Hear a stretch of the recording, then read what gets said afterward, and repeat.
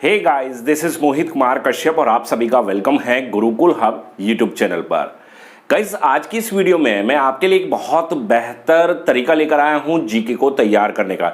GK याद करने की एक बेहतर ट्रिक मैं आपके साथ इस वीडियो के जरिए शेयर करने जा रहा हूं। तो इस वीडियो को बिल्कुल टिल एंड तक देखें और इस वीडियो में बताई गई एक एक बात को अगर फॉलो करेंगे तो डेफिनेटली आप जीके में एक 100% स्कोर हासिल कर पाएंगे। जीके में स्कोर करना एक अपने आप एक चैलेंज होता है। बच्चे मैथमेटिक्स में स्कोर कर लेते हैं और अगर बात करूं मैं रीजनिंग में स्कोर कर लेते हैं, लेकिन जीके जीएस की अगर मैं बात करूं तो स्कोर करना थोड़ा सा उनके लिए मुश्किल हो जाता है। अब अदर सब्जेक्ट पर कितनी ही पकड़ क्यों ना बना ले, लेकिन जीके जीएस एक ऐसा सब्जेक्ट है जब तक आप उस पर कमांड नहीं करेंगे, है ना, एक एवरेज तो स्कोर आपको वहां पर डेफिनेटली करना ही होता है, तभी आप किसी कॉम्पिटिटिव एग्जाम को अच्छे से बीट कर सकते हैं। और मैंने यहां पर देखा है कि काफी सारे स्टूडेंट ऐसे भी होते हैं जो बिलो एवरेज होते हैं, मतलब ये कह सकते हैं कि 50 में से 25 क्वेश्चंस करना भी उनके लिए एक टेढ़ी खीर हो जाता है। तो आज की इस वीडियो से आपको डेफिनेटली हेल्प मिलेगी। आप 25 छोड़ दीजिए, आप यहां पर 50 आउट ऑफ 50 की भी अप्रोच बना सकते हैं और बिल्कुल उम्मीद कर सकते हैं कि आप जब एग्जाम में जाएंगे तो आप 100% स्कोर भी कर पाएंगे।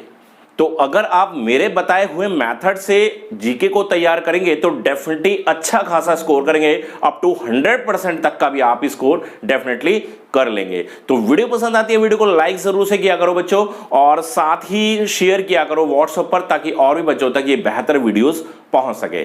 तो शुरुआत करता हूं मैं अपनी बात की कि यहां पर जीके याद करना एक बहुत बड़ा चैलेंज है ना। अमूमन सभी के लिए एक समस्या रहती है। मैक्सिमम स्टूडेंट्स के साथ मैं मानता हूं कि कॉम्पिटिटिव की तैयारी करने वाले 90% बच्चे जीके को लेकर हमेशा परेशान रहते हैं। परेशानी सिंपल सी सेम सी एक ही है कि कोई भी याद करते हैं चीजें, ठीक है, याद करते हैं, याद करते वक्त तो ठीक होता है, लेकिन होता क्या है कि कुछ टाइम बाद वो सारी चीजें भूल जाते हैं। तो यहां पर मैं आपसे बताना चाहूंगा कि आपका जो याद करने का तरीका है, जो आप जीके को तैयार कर रहे हैं, वो जो तरीका है वो बिल्कुल आपका गलत है ना। कभी भी जीके को अगर ऐसे याद करेंगे जिस तरह से आप कर रहे हैं तो डेफिनेटली भूलने की प्रॉब्लम तो बनेगी ही बनेगी।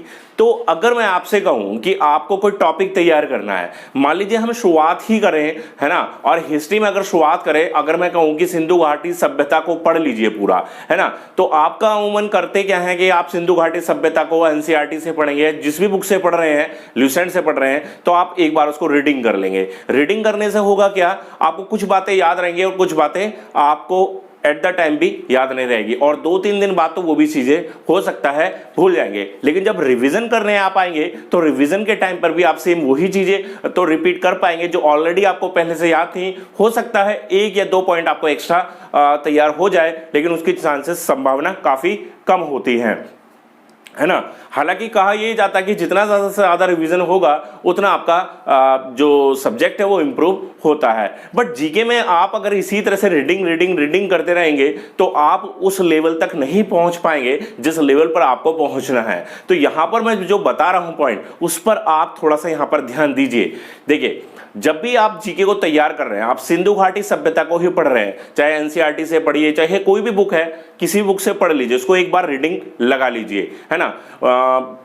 सिंधु घाटी सभ्यता में मानता हूं 4 से 5 पेज मैक्सिमम हो सकते हैं जो पढ़ने के लिए होते हैं, है ना। अब वहां पर आपको करना क्या है कि उनको जो भी पॉइंट ऐसे हैं जो एग्जाम के पॉइंट ऑफ व्यू से जरूरी हो जाते हैं, जैसे सिंधु घाटी सभ्यता की खोज कब हुई, है ना, उसका काल कब से कब तक है, हड़प्पा शहर की खोज हुई, हड़प्पा शहर की खोज दयाराम साहनी ने की 1921-1922 में की, तो मतलब कुछ मेन पॉइंट है उनको आप हाईलाइट कर लीजिए, है ना, उनको हाईलाइट कीजिए। कुछ बच्चे कर सकते हैं कि उसको आप एक प्लेन पेपर पर उसको नोट भी करके रख सकते हैं, है ना, उसको नोट करके रख सकते हैं अगर आपके पास समय है ना। आप अगर लिखना पसंद करते हैं तो बिल्कुल आप उसको नोट करके रख सकते हैं, नहीं तो आप बुक में भी उसको हाईलाइट कर सकते हैं, है ना। तो जब आप पहली बार रीडिंग करेंगे तो आप उसके मेन पॉइंट्स पर गो थ्रू हो चुके होंगे, बट जब second time at the time ही आपको ये काम करना है। इसके लिए आपको 2-3 दिन 10 दिन वेट नहीं करना है ना। जिस दिन आपने रीडिंग की उसी दिन इस काम को कर लीजिए, नहीं तो नेक्स्ट डे डेफिनेटली कर लीजिए, है ना। और जो मेन पॉइंट है वो आप वहां पर हाईलाइट कर लीजिए। अब आपको करना क्या है कि सिंधु घाटी सभ्यता से संबंधित जितने भी एमसीक्यूज क्वेश्चंस बन सकते हैं वो एमसीक्यूज क्वेश्चंस आप देख लीजिए, क्योंकि काफी सारी ऐसे बुक हैं जहां पर आपको केवल टॉपिक वाइज एमसीक्यूज मिल जाएंगे। तो कुछ ऐसी बुक्स का आप यहां पर इस्तेमाल कर सकते हैं, ठीक है। और यहां पर आप प्रीवियस ईयर पेपर से काफी हद तक हेल्प लें।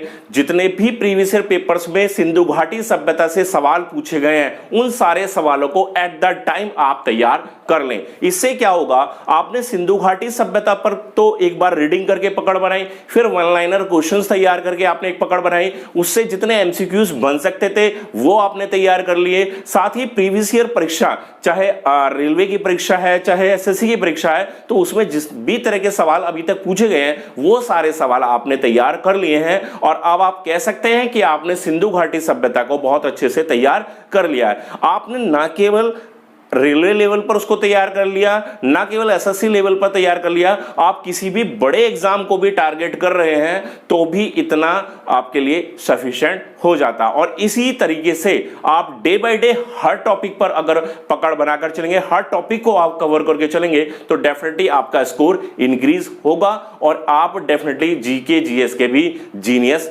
बन जाएंगे। जीके जीएस का जीनियस बनना कोई बहुत बड़ी बात नहीं है, लेकिन वही होता है कि हमारी जो स्ट्रैटेजी है ना, उस सब्जेक्ट को तैयार करने की जो रणनीति है वो एकदम सटीक होनी चाहिए, वो एकदम धांसू होनी चाहिए।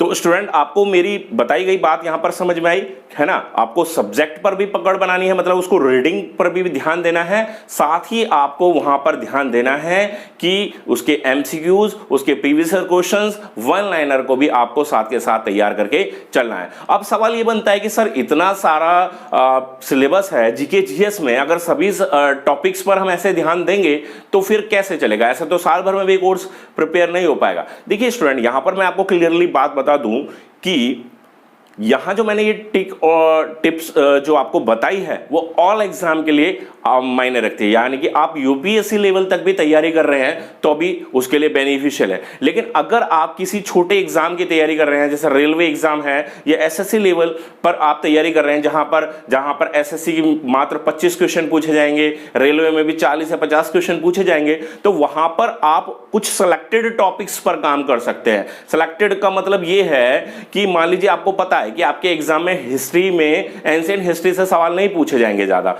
अवॉइड कर दीजिए आप एंशिएंट हिस्ट्री को। अगर आपको लगता है कि मिडिवल से भी नहीं पूछा जाएगा, आप अवॉइड कर दीजिए। आपको लगता है कि मॉडर्न से सवाल पूछा जाएगा तो मॉडर्न से आप वहां पर इस तरह से उसको प्रिपेयर कीजिए। ज्योग्राफी के जिस पोर्शन से सवाल पूछे जाने की संभावना ज्यादा है, देखिए ये तो चीजें हमें पता चली जाती है कि कहां से सवाल पूछा जाएगा। आप पूछोगे जी कैसे पता चलता है, तो अगर देखो आपको भी नहीं पता चल रहा तो यानी कि आप उस लेवल पर जाकर तैयारी नहीं कर रहे। जब हम प्रीवियस ईयर क्वेश्चंस को तैयार करते हैं, है ना, प्रीवियस ईयर क्वेश्चंस क्या करते हैं, हमारी यही हेल्प करते हैं कि किस तरह के सवाल इस एग्जाम में पूछे जाते हैं, है ना। अगर हम 5, 7, 10 साल के प्रीवियस पेपर उठाकर देखेंगे तो पता चलेगा कि रेलवे में हिस्ट्री कितनी पूछी जाती है। हिस्ट्री में एंशिएंट हिस्ट्री पूछी जाती है, मिडिवल पूछी जाती है, केवल मॉडर्न से ही क्वेश्चंस ज्यादा पूछे जाते हैं। तो उससे हमें काफी हद तक आइडिया मिल जाएगा। उसी तरह से हम एसएससी का भी पेपर उठाकर देख सकते हैं, वहां से भी हमें काफी हद तक आइडिया मिल जाएगा कि हमें क्या चीज अवॉइड करनी है और क्या चीज इस टाइम पर पढ़कर चलनी है। तो एक बहुत अच्छा तरीका है आपको ये पता लगाने का कि आपको क्या चीज पढ़नी चाहिए और क्या चीज यहां पर नहीं पढ़नी चाहिए। तो आई होप कि स्टूडेंट आपको मेरी बातें यहां पर सारी क्लियर हो गई होंगी कि किस तरह से आपको अपने जीके जीएस को कैसे स्ट्रांग बनाना है, कैसे आप उसको बेहतर तरीके से इंप्रूव कर सकते हैं। आने वाली नेक्स्ट वीडियो में मैं आपको एक बहुत बेहतर मेथड बताऊंगा, क्योंकि कुछ बच्चे परेशान होते हैं कि तिथि वाले क्वेश्चन जो होते हैं, डेट वाले जो क्वेश्चन होते हैं, या जैसे आर्टिकल है, अनुच्छेद वाला सवाल है, जहां पर संख्या से रिलेटेड क्वेश्चन पूछे जाते हैं, नंबर से रिलेटेड क्वेश्चंस पूछे जाते हैं, तो उनको कैसे तैयार किया जाए। बिल्कुल एक बेहतर ट्रिक मैं वहां पर बताकर चलूंगा, उसके द्वारा आप उन क्वेश्चंस को तैयार करेंगे तो वो आपकी मेमोरी में बिल्कुल अच्छे तरीके से फिट बैठ जाएंगे और जब एग्जाम में आपके सामने क्वेश्चन आएगा तो आप बिल्कुल भी नहीं भूलेंगे और उसको 100% सही करके आएंगे। तो बिल्कुल उस वीडियो को आप इंतजार करना, वो वीडियो बहुत ही जल्दी आपको यहां पर हमारे चैनल के माध्यम से जल्दी से मिल जाएगी। तो आई होप कि स्टूडेंट आपको इस वीडियो में बताई गई सारी बातें क्लियरली समझ में आ गई होंगी। अगर किसी को कुछ भी डाउट है किसी भी चीज को लेकर तो आप बिल्कुल मुझे कमेंट में बता सकते हैं, है ना। अगर कोई भी पॉइंट ऐसा लगा है कि वो मुझे थोड़ा सा क्लियर नहीं हो रहा, उस पर क्लियरिटी आनी चाहिए, तो बिल्कुल आप पूछ सकते हैं, है ना। मैं बिल्कुल फ्रेंकली आपके क्वेश्चन का हर क्वेश्चन का आंसर दूंगा। और वीडियो पसंद आई हो तो वीडियो को जल्दी से लाइक कर दीजिए बच्चों, और व्हाट्सएप, फेसबुक, टेलीग्राम जहां भी आप जुड़े हुए हैं सभी पर इस वीडियो को फैला दीजिए, ताकि काफी सारे बच्चों की समस्या है कि जीके जीएस को कैसे इंप्रूव किया जाए, तो उनकी जो प्रॉब्लम है उस प्रॉब्लम से वो छुटकारा पा सकें। तो चलिए स्टूडेंट, मिलते हैं अब नेक्स्ट वीडियो के साथ, तब तक गुड बाय, थैंक यू।